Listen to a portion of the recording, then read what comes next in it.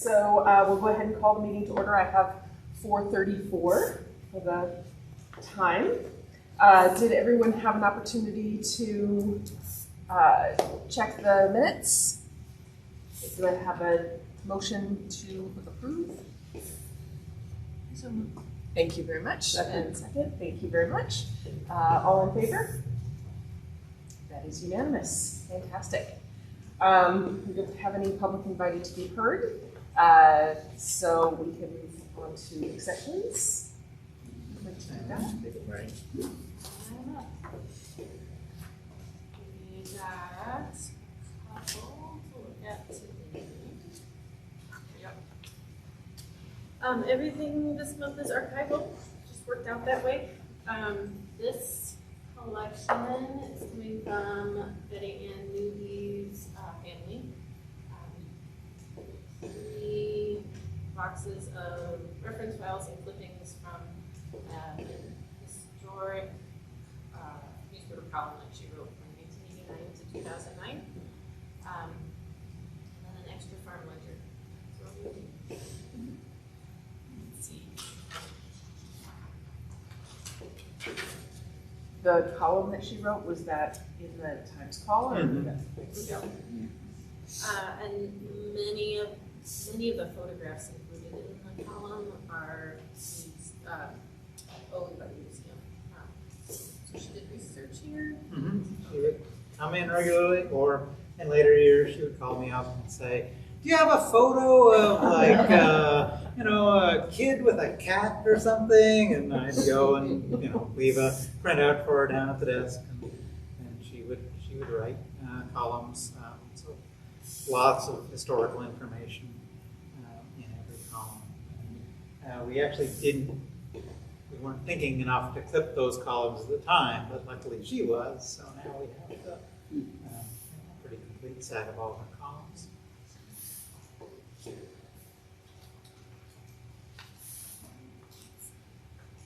Number 8 is similarly archival material. This is from the Longmont High School newspaper, covering September 29, 1949 to 1950.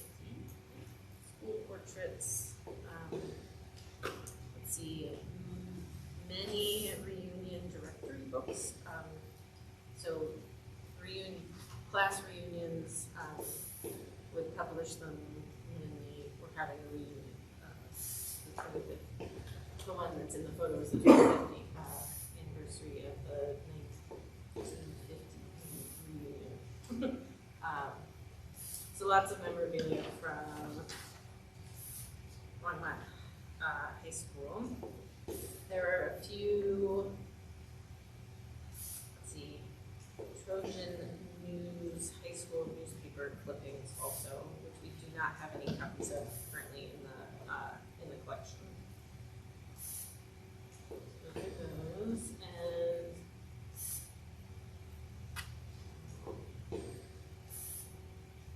high school memorabilia. And point 9 is the National Society of the Daughters of the American Revolution. The Longs Peak chapter was local.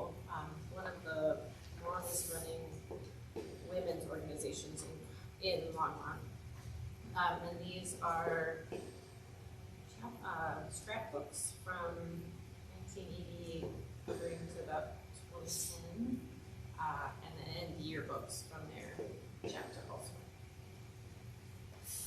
I have a question. I've just wondered. I know that we have in the archives a lot of collections from organizations that are no longer in existence. Sure. But how much information do we have of this? Of how many existing organizations have shared materials with the museum? Yeah, not that many.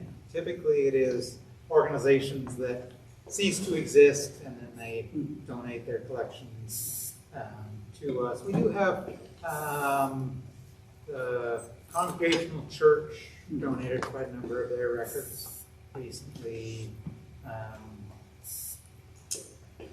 And, well, the Altona Grange, I think still exists in some form. We have quite a bit of their records. So there are a few examples, but it's But not unusual. many, okay, I just wondered.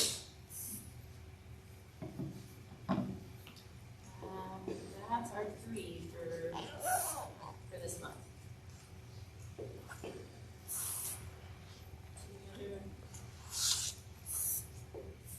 Any other questions about these accessions? Is there a motion to accept or I move that we accept. A second. all in favor? That is unanimous. Thank you very much. All right, moving right along.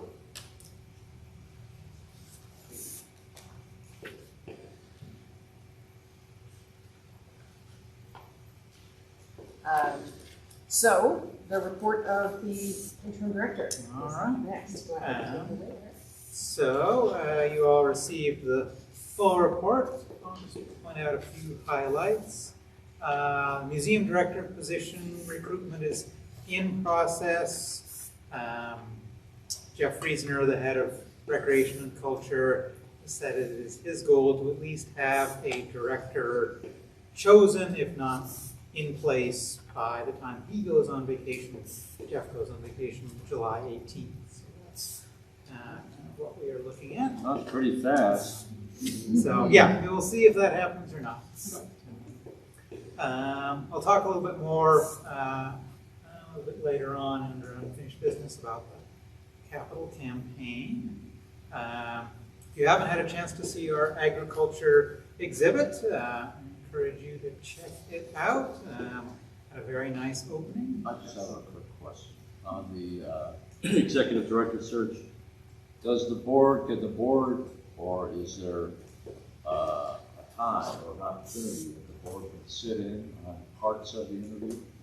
I will ask Jeff.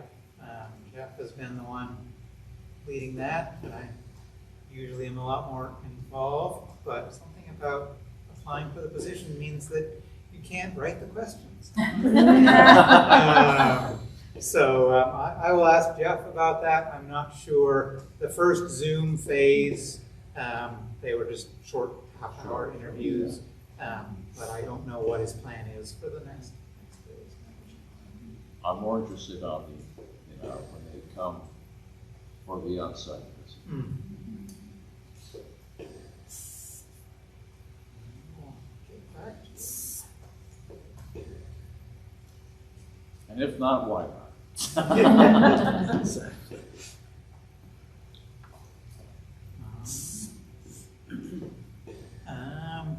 I wanted to point out we actually will be getting featured in PBS NewsHour.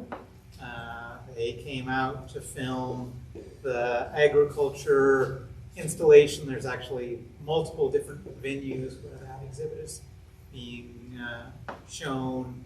And they filmed at the Agricultural Heritage Center, where there's an art piece, here at the Longmont Museum, and then Boulder Museum of Contemporary Art. So I haven't heard yet when that will air, but I'll try to make sure we, as soon as we get that information, we'll let everybody know. That's great. Congratulations.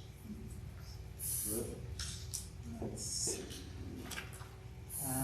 We are in the midst of summer camp, so lots of kids at the museum all day long, so that's cool. And there was a big community painting event for Art in Public Places for a mural at 9th and Alpine that included an unexpected hailstorm, but was otherwise a huge success.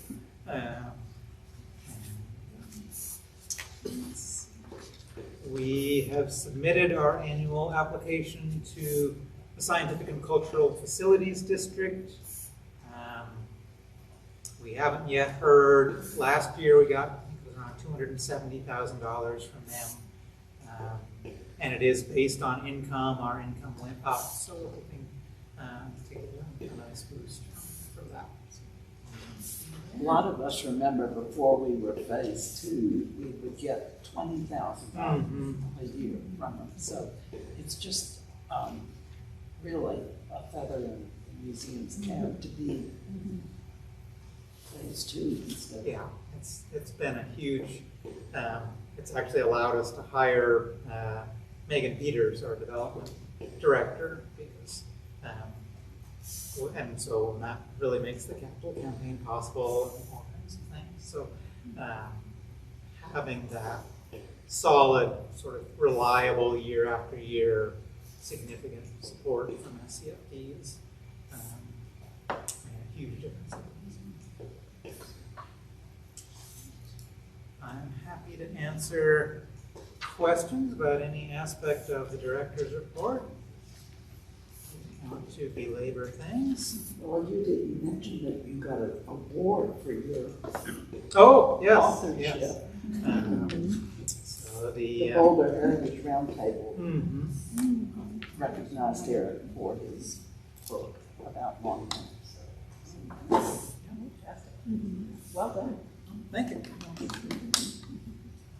That's great. Congratulations. Do the software upgrades that you guys have done over the last several years help you with gathering the statistics that you need for the SCFD application and things like that, or is it I think- kind of hit or miss? Some of them do. Our RecTrack software is a big part of all of those statistics. Some of the other software, like our Boomerang, is more about other kinds of fundraising and development. And our collection software, SCFD, doesn't allow us to count virtual visits and things like that. So we can't really show those, but we are certainly reaching a lot of people through our collection software, new online portal that just went live this month.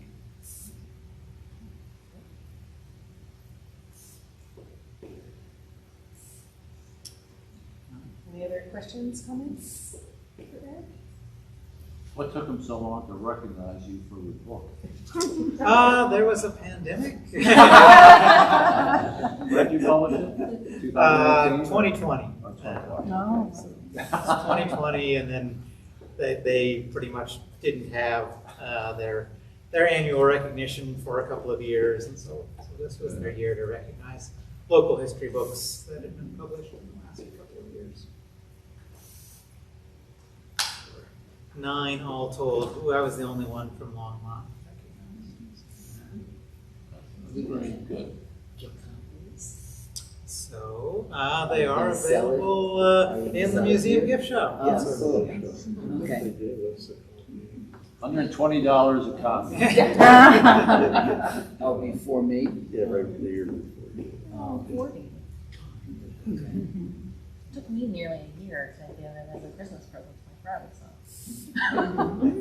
And I'm always glad to autograph it if anyone wants to buy it as a gift.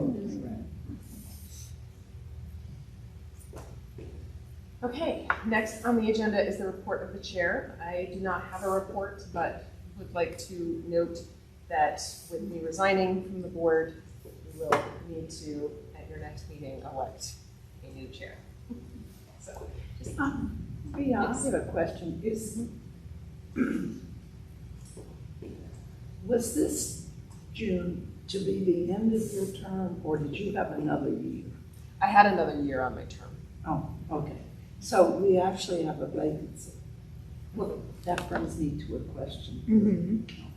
Yes. It sent me back to the bylaws when Eric told me that, we have this. And I noticed that there doesn't seem, I mean, it says that the clerk will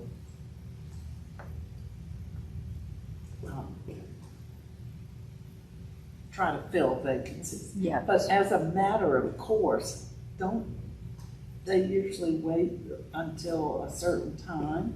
I mean, it seems a shame we'd have to go a whole nother year. I know, yeah, and I'm trying to think, when we did our interviews, so you must have recently, Yeah, it was just this last week. okay.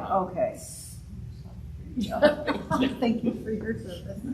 Okay, yeah, so it wasn't So we were able to fill all the vacant seats. So I guess you all know, those of you who applied, you're in, and then we have a new member. So then we'll have a current vacancy, yeah, and then according to our charter and how we fill those vacancies, it happens twice a year. So I think we do have to wait until the December one, which is unfortunate.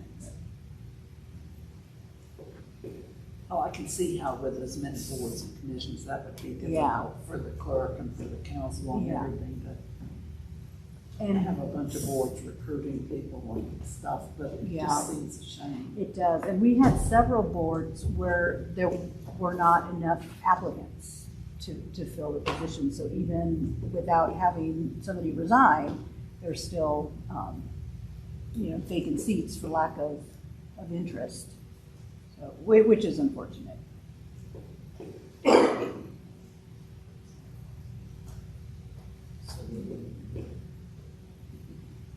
So I think the next meeting, you'll have your new member, and at that time, you'll be able to vote in a new slate of officers. So just wanted to put a bug in the ear if anybody wants to throw their hat in the ring for chair. It's pretty easy. Well, you're gifted. The rest of us. And we have a vice chair that I Yes. would assume Would the vice chair move up to the? I mean, I guess That's it's, up to you guys. No, it's up to the board, and I guess I talked with Eric about this. Because of my health situation, I really feel that I want to continue. I have one more year on the board before I'm term limited. And I intend to, and would like to stay on the board, but I really feel like it's a chance for other people to start building, serving and building leadership teams for the future. So I'm going to decline from, even if anybody would nominate. how did Lyndon Johnson say that? He said that he I would will not. not. Yeah. They're not nominated. That's They're it. not served as elected.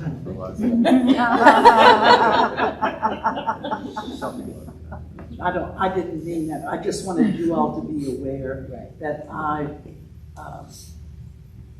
feel that other people should see both the chair and the vice chair, John. So think in those terms.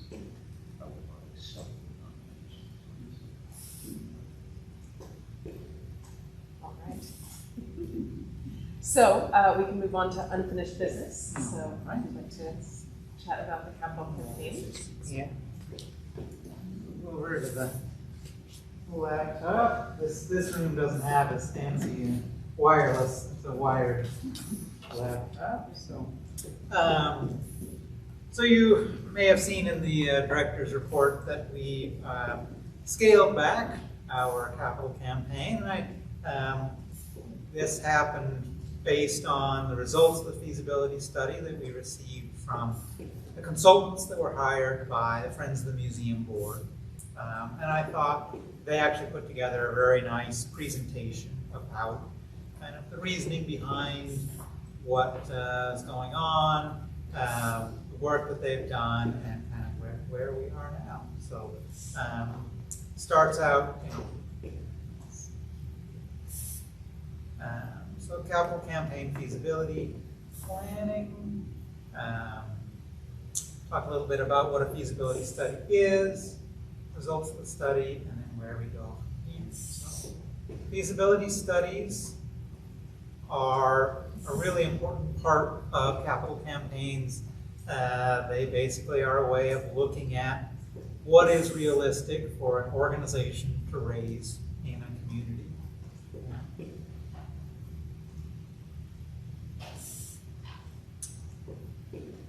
Not all organizations do them, but they have a lot of benefits to making sure that you have a successful campaign that meets its goals.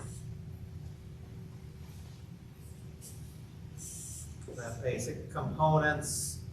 There's review, looking at interviewing folks, working with staff, a lot of different aspects of those feasibility studies.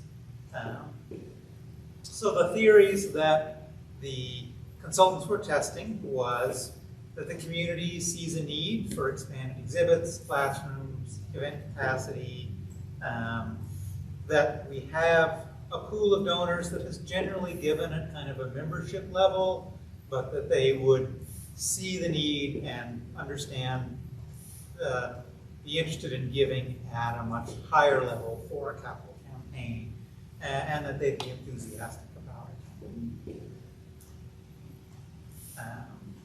So some of the indicators of success that they look for are the response rate to the inquiry. So one of the first things that we did is identify a number of kind of key donors, key supporters that we then had the consultants contact to then have them interview.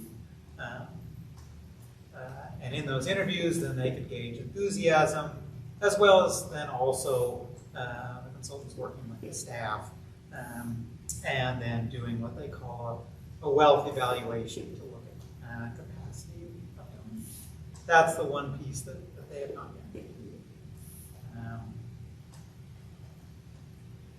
So some of the indicators, how much we have leadership involvement, what are some of the external factors, how strong is our database of donors, things like that. So, now some of the findings.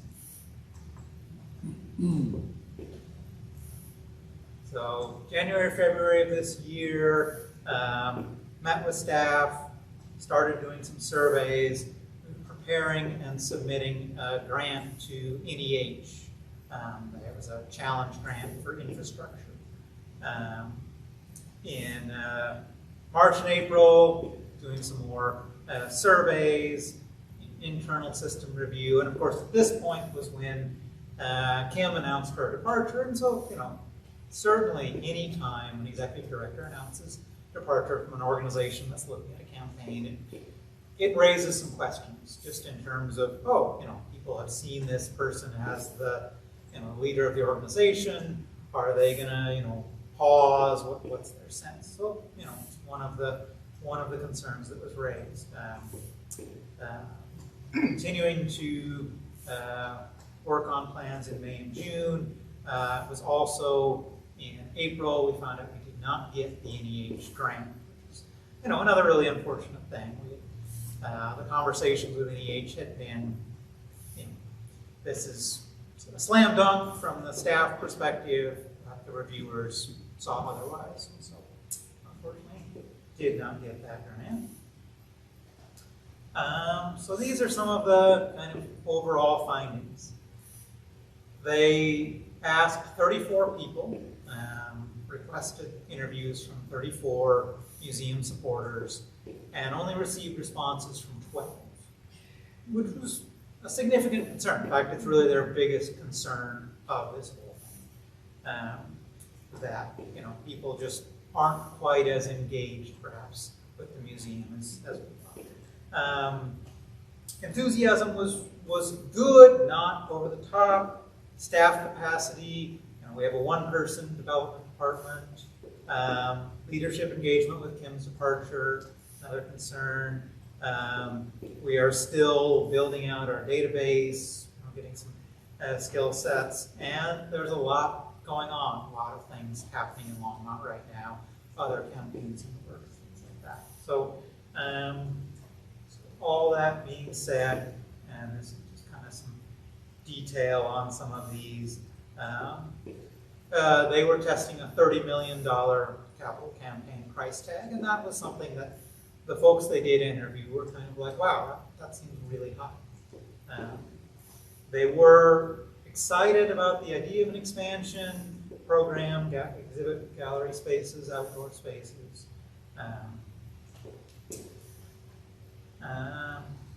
But when they were asked, well, how much would they give, donors did not suggest that they would be looking at a stretch gift. Now, that doesn't mean that it's not out of the question. It just means kind of off the top, they're not saying, oh yeah, I recognize capital campaign and I would write a much bigger check than I normally do. So there'd be more work to be done to get that to happen.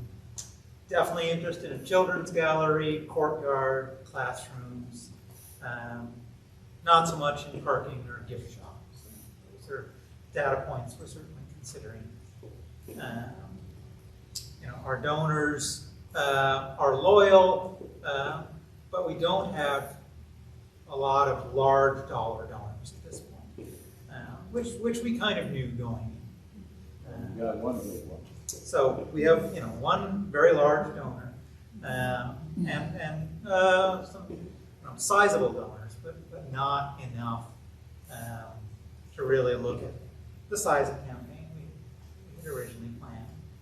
So the plan going forward, new goal is 8.1 million. Still would be the largest campaign in the museum's history. And I think one of the exciting things is with the commitment from the Stewart Foundation for $5 million plus city support for another $1.5 million, we're already at 6.5 of that 8.1. So we feel like this is a very achievable goal.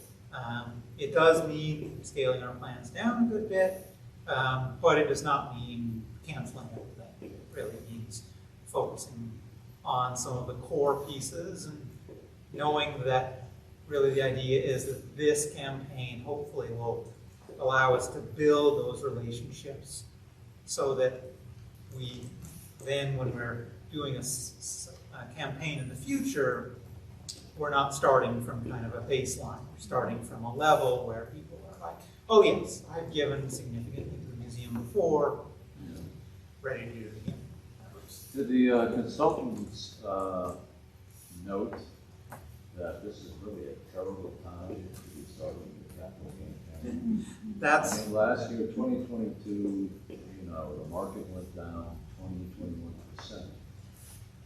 And everyone's being ravaged by inflation. The market hasn't completely recovered. It's up.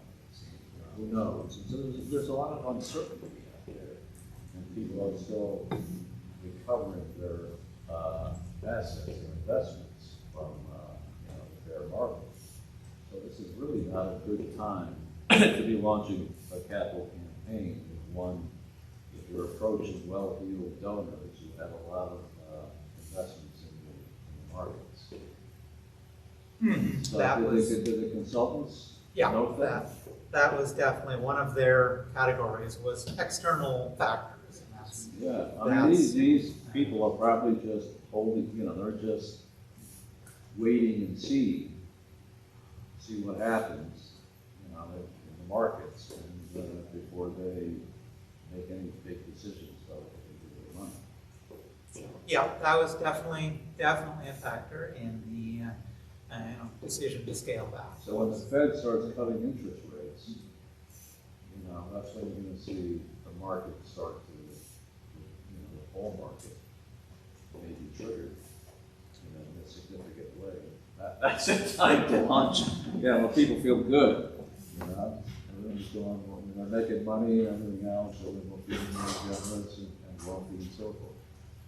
So, I think that's probably, if I had to guess, I think that's probably a significant factor in the kind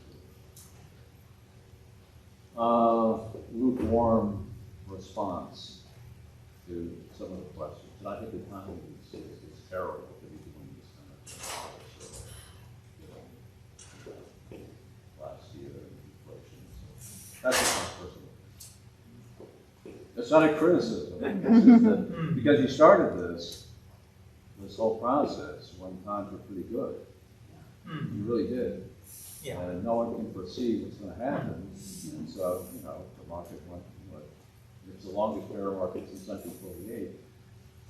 And so it's been dragging on for a long time, and people are not happy, and they're feeling nervous and uncertainty, there's a lot of uncertainty out there and so forth, and they're trying to launch a capital campaign in the middle of this. I don't think they're gonna be able to get very far until things, start to recover in meaningful ways, which, could be in the next few months.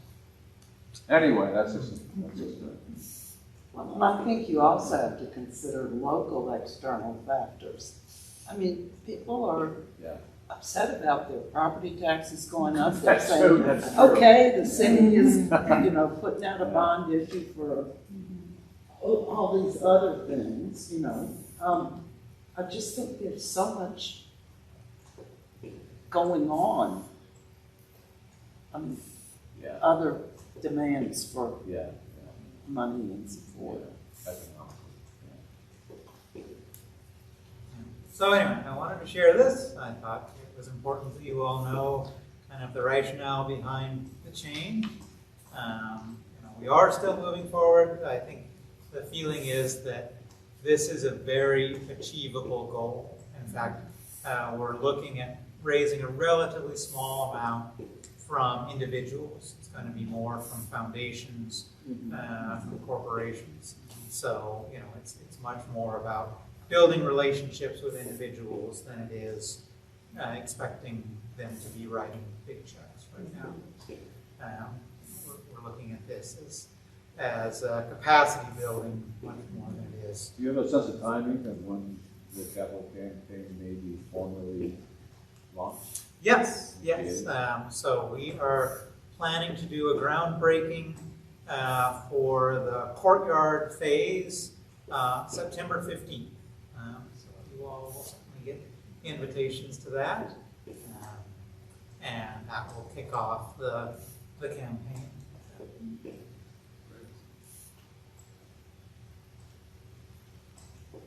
Is there enough flexibility built into the plan where if,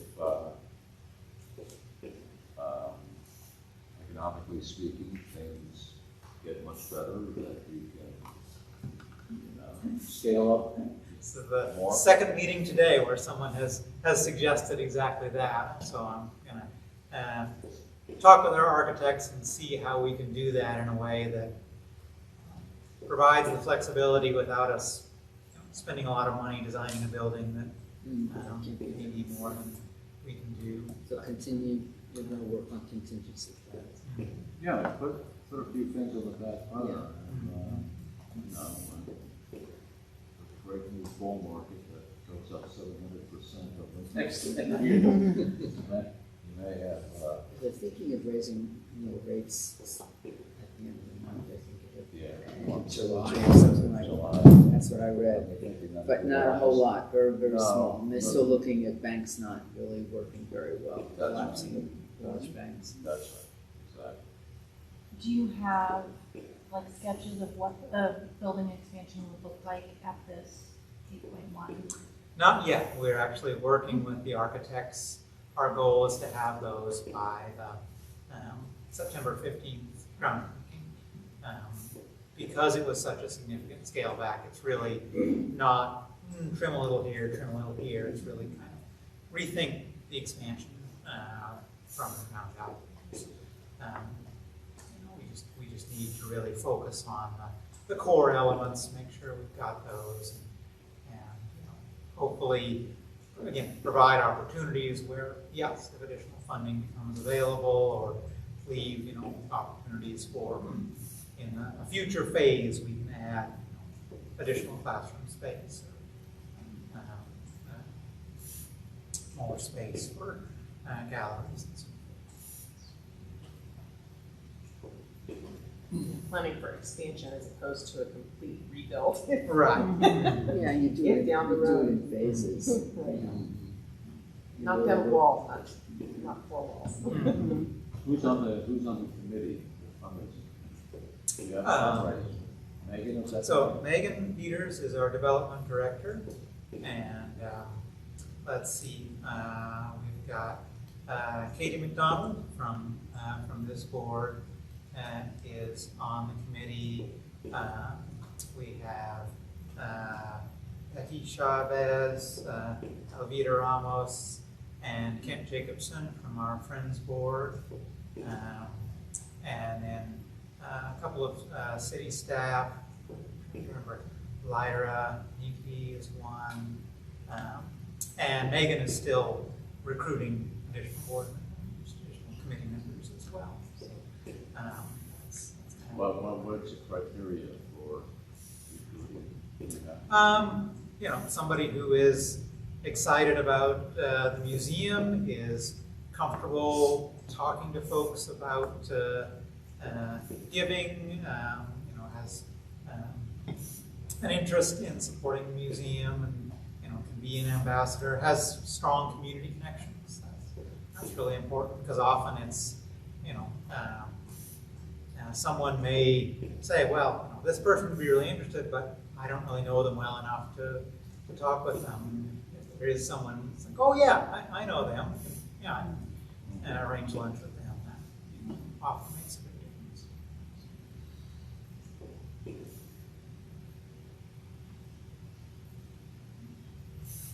Any other questions?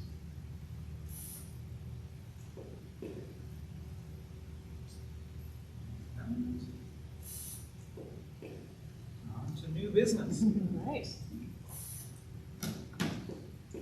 I've shared all my new business. Does anyone else want to throw anything on the table for new business? So, I do have just an update. So, we are sister cities with the Northern Arapaho. And earlier this month, I attended with a group, a couple of other council people and myself and senior staff and ES and the sister cities folks. And we spent the weekend at Wind River. And it was a really eye-opening experience. It was very educational.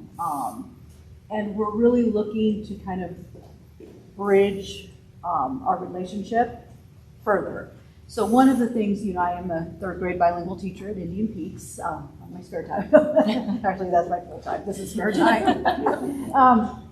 And we thought of the concept of a sister school with our school and one of the elementary schools in the Wind River Reservation.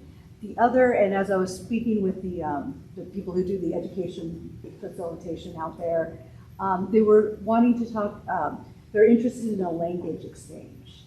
And so one of the possibilities, and we're looking at how best to coordinate, but one of the ideas that was thrown out there was a collaboration with the museum.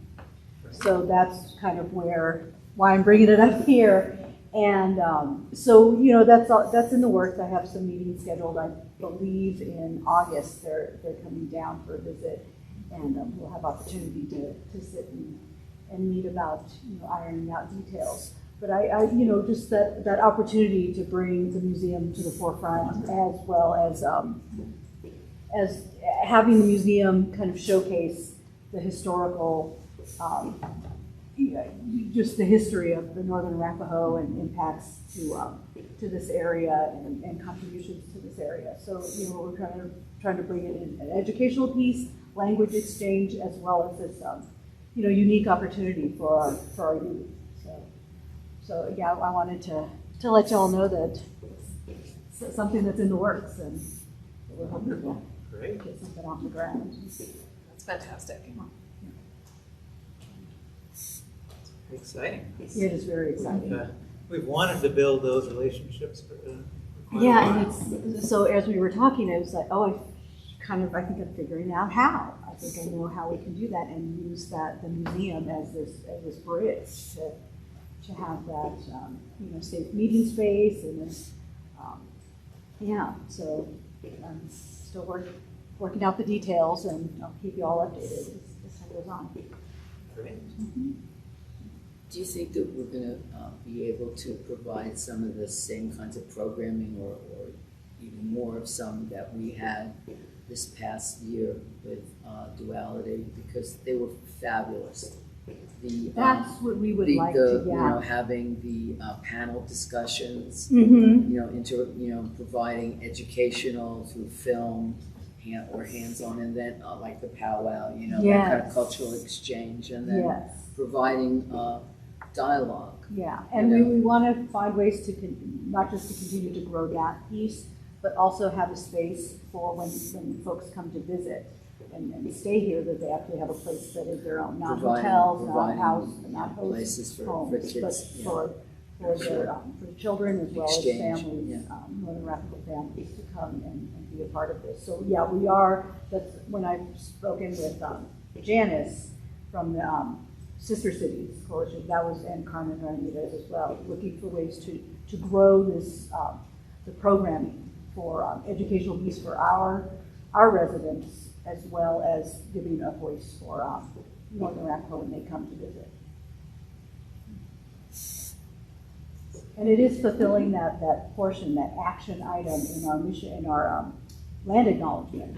It's, you know, we just don't do the land acknowledgement, but what are the action steps that will follow this to repair? So, we're working on it. Yeah, because we really need some more educational We do. speakers We to do. come in. Uh-huh. And some of the things that really hit me was the whole idea of trust. Yes. How do we build Yeah, trust trust. after? And we're starting, I mean, you Yeah. know, the Oh, whole good. idea of the law, that was, Supreme Court did not shoot down with Oh. Native American Oh, adoption. yeah, yes. Which yeah. is a really, really big deal, Mhm. you know. And, yeah, and the level of trauma that folks have experienced. Yes, that. You know, that- just yeah. even leaving the reservation is just, there's a lot of uncertainty, you know, with young women and children being abducted. Right, and there are different Murder, programs that yeah. are on TV that are voicing all of that. Yes. Which is really good, but, you know, on films. Yeah. But we need more dialogue, We more do need more interactional And dialogue I think that between, understanding, yeah, yeah. you know, that we understand where folks are coming from Right, and how to best support. yes, That's, yeah. and communicate. And Communication and that's just- process. Yeah, to break down those barriers. Yeah. So it's very exciting.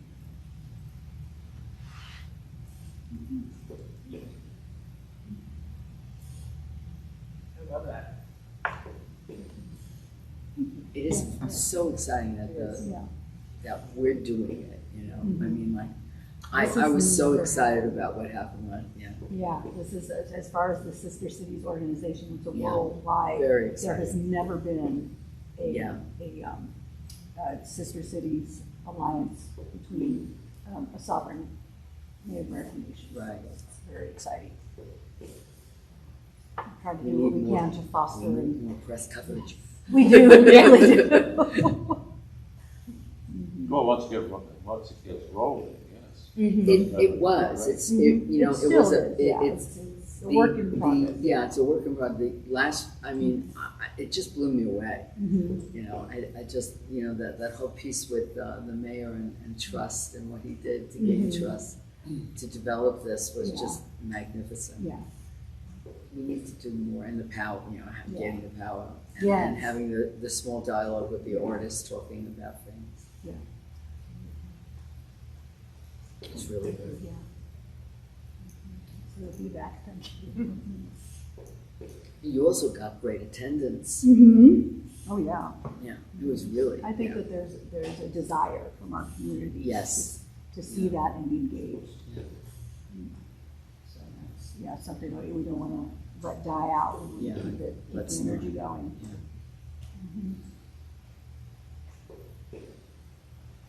Well, it's fascinating history, that's for sure. Mm-hmm.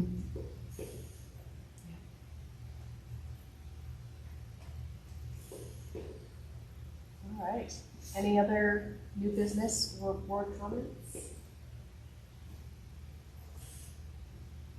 Do you have a timetable of when you'd like to see the Sister City project unfold? So, That is gaining momentum. and this, having well, great I know in involvement August, we're gonna have, you know, they'll be out here. So Uh-huh. then we'll be able to discuss. So it's kind of, we're letting, the, business council kind of determine, you know, the comfort level as well as, working with the youth the children. I know this fall, as far as for the school, for the sister schools, we're looking to start. I already talked to my team, I talked to the fifth grade team, and they're all ready to, we're writing curriculum as far as putting together a unit plan to share with our students, so then that they have that historical context before letter exchange and Zoom meetings with their students.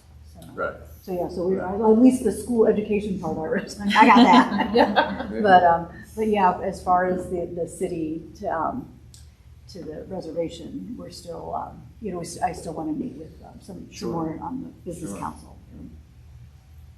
So yeah, so we're hoping that we can get something rolling this fall or throughout the year. And so it's more frequent. I think that's Yeah. what we want. Just I mean, just as off the top of my head, it'd be very, I think many people don't know exactly much about the Arapaho. Mm-hmm. And so it'd be very, very interesting to kind of Yeah. have a program that introduces their history, their Yes. culture. Yeah. And get one family, if you can get a family to unfold their historical development, Yeah. it works. Yeah. When you have Oh, that yeah. personal, Yeah. Yes. that personal exchange. Yeah. No, that's important. It makes it real. And, Yeah, when you Yeah. bring in a family to talk about what, their background is and what happened, Mm-hmm. Yeah. And it was interesting because the Wind River Reservation actually houses the Shoshone and the Northern Arapaho, which are century-old enemies. Yeah. So the fact that they were put on that same reservation, it was, I feel like there was malicious intent in there. probably. Yeah, and so Oh, it was it's coming to terms with that. Yeah, it was a conquest. It was a conquest. Yeah. And What's always amazed me is how few there were at the time that this area was settled. I mean, I think because people see movies with, these huge Yep.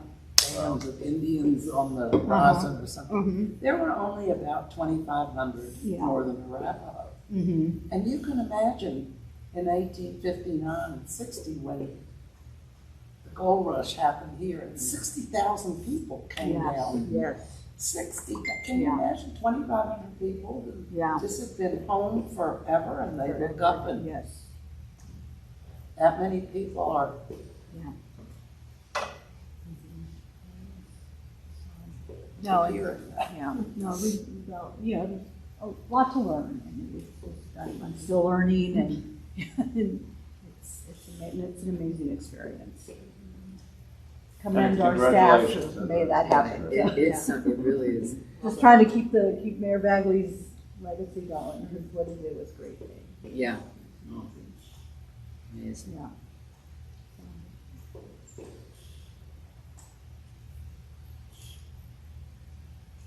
All right.